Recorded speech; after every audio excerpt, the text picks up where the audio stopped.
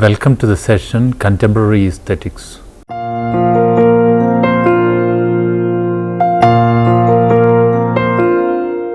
Before we begin the session on contemporary aesthetics, we must bear in mind that there are no watertight compartments like modernism, postmodernism, and contemporary aesthetics. Many features of art are shared by different separate periods. Various periods of art are classified by art historians and art critics by different names for the purpose of study and for the sake of analysis. What forms the basis of this act of naming are the predominant features of art in a given period.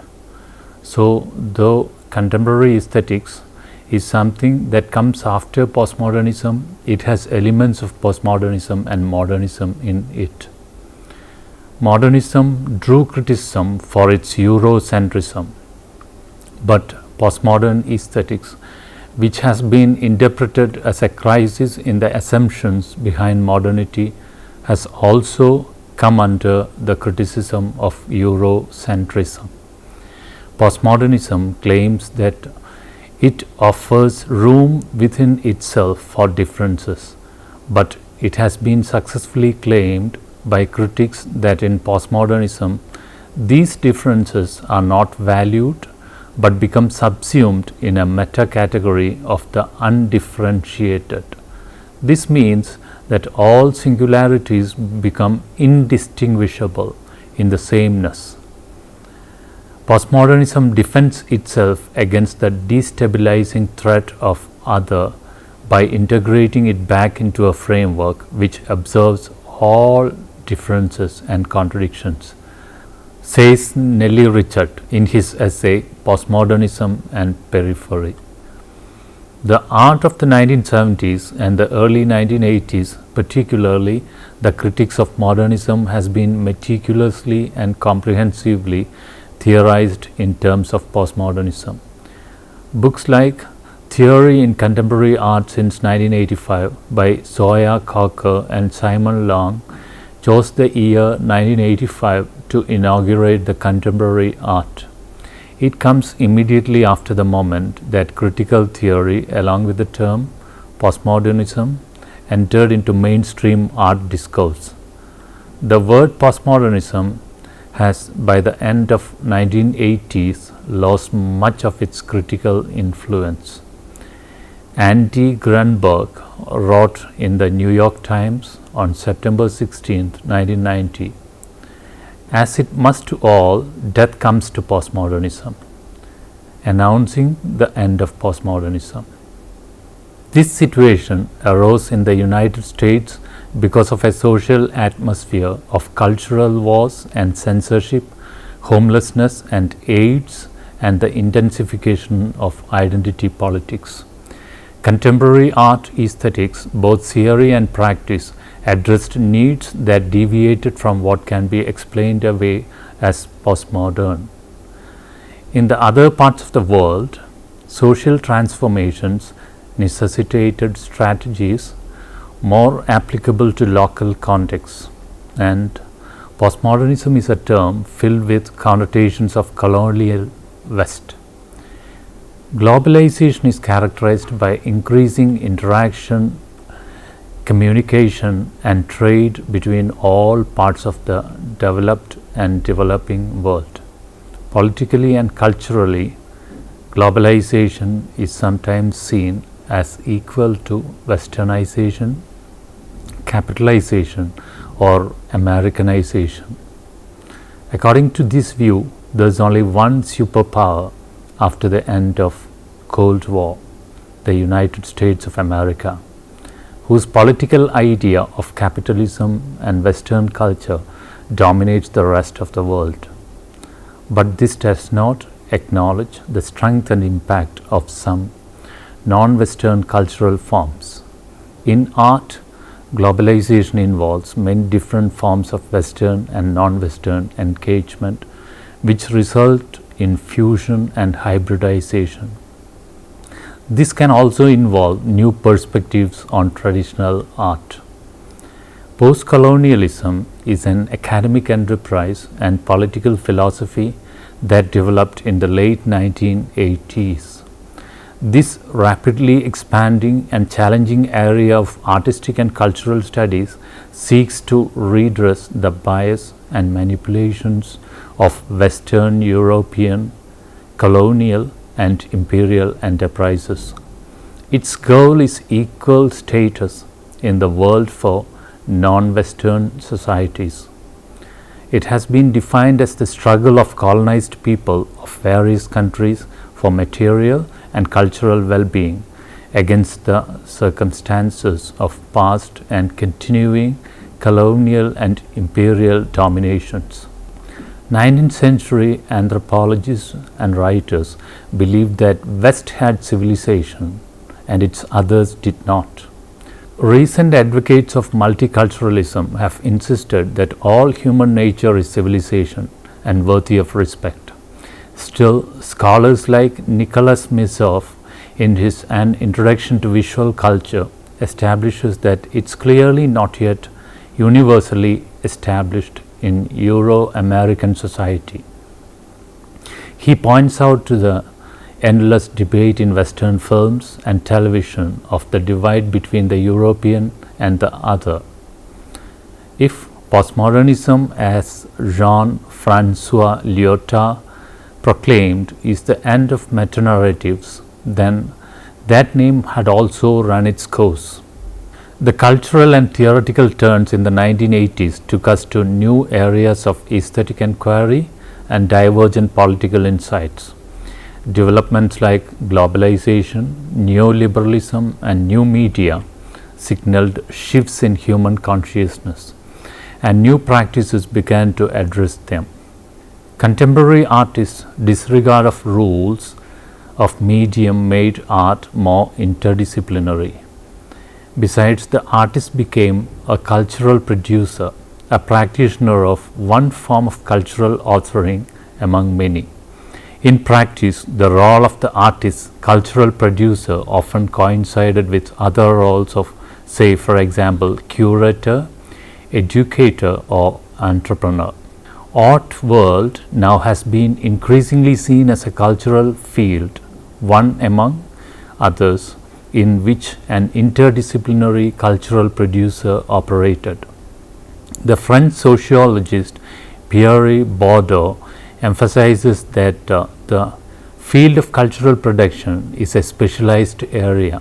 This area is guaranteed with an autonomy in its ability to bring forth heretofore unimagined representations. This can also invent models of resistance against the insidious and everyday forms of social and political domination. The rise of the biennials. Biennials play an important role in contemporary art aesthetics. A biennial is a massive international art show lasting for a few months, conducted periodically, and it may have taken its name from a flowering plant that takes 2 years to complete its biological life cycle. The proliferation of biennials has become integral to the explosion of contemporary art. Venice Biennial, founded in 1895, is the oldest biennial, and Sharjah and Istanbul biennials have emerged as the two of the most interesting ones. In the biennials that began when Havana Biennial was opened in 1984, art is a means that enables curators to work toward breaking the isolation of their peoples and regions and redefining national and international relationships. These large international shows are sites for experiment and exchange and are major tourist attractions.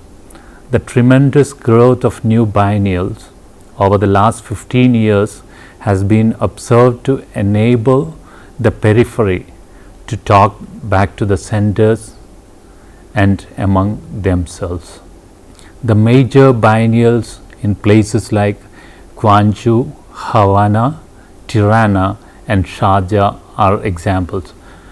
With around 100 biennials in the world, these events have established themselves as international showcases of contemporary art.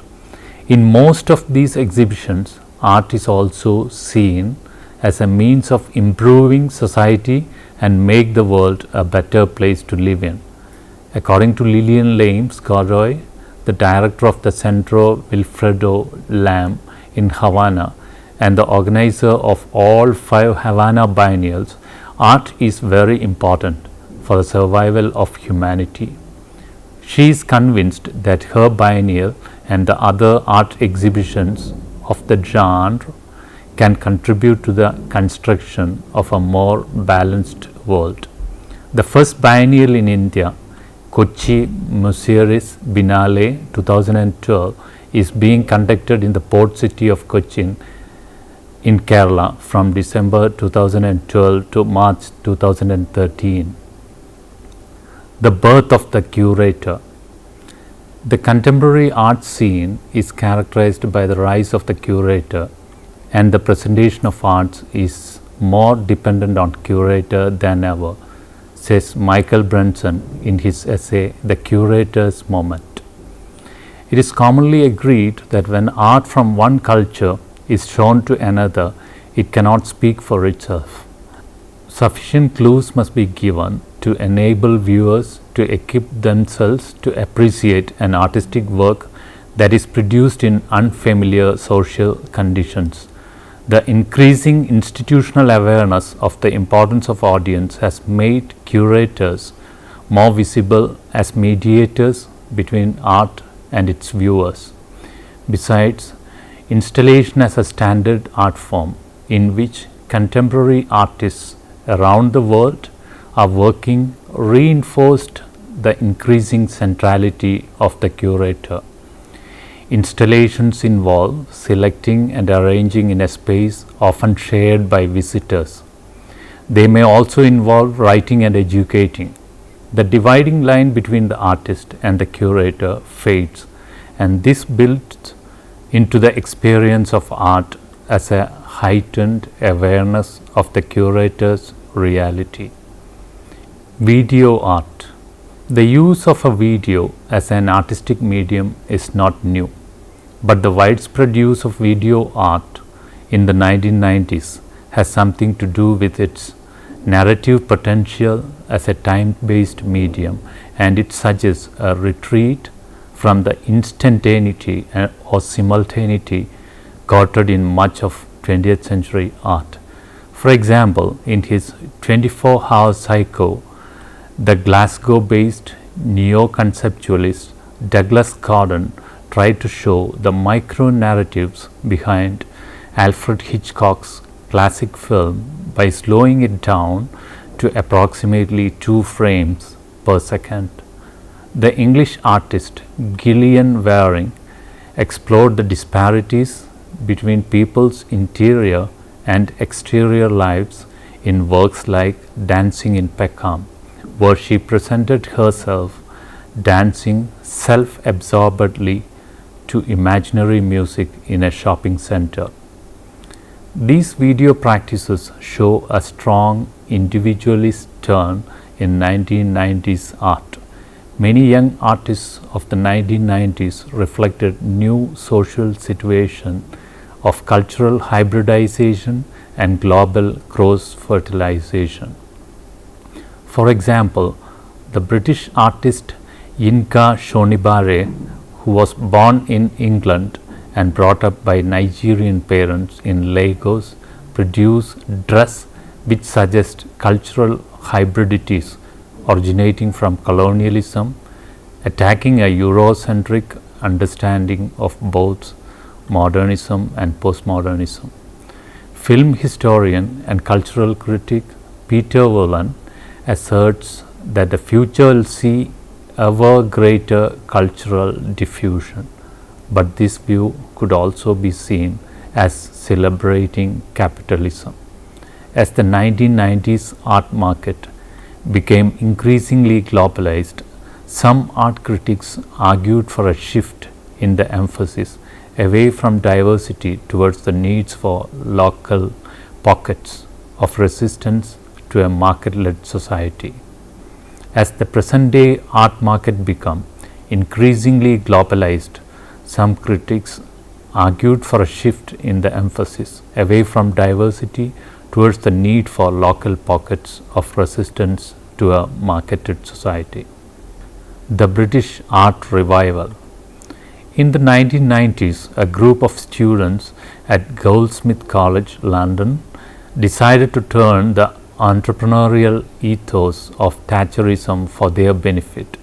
In 1988, Damien Hirst persuaded the London Docklands Development Corporation to allow him and his friends to use an abandoned building to stage a three-part exhibition titled Freeze.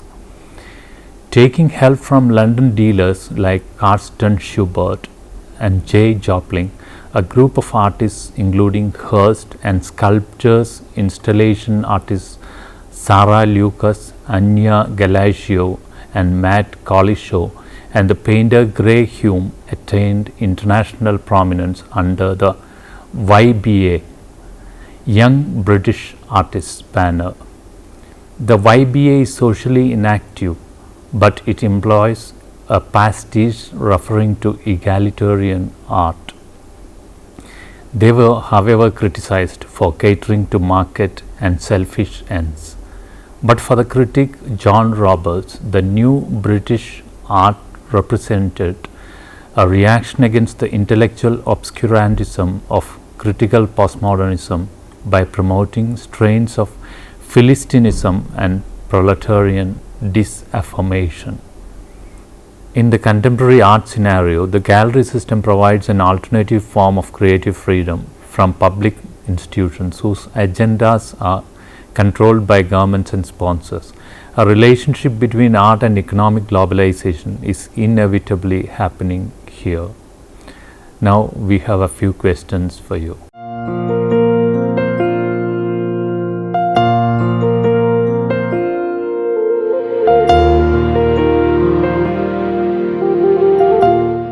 What is post-colonialism? And number 2, who said from today painting is dead? Describe the culture wars that took place in the USA and describe the gallery system in art. Here are some books for your reference.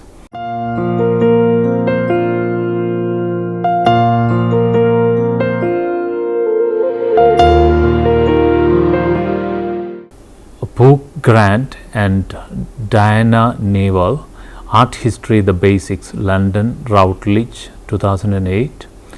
Simon Long and Sawyer Cocker, Theory in Contemporary Art since 1985, Oxford, Blackwell, 1985. David Hopkins, After Modern Art, 1945 to 2000, Oxford University Press, 2000. Hope you have got some ideas on contemporary aesthetics.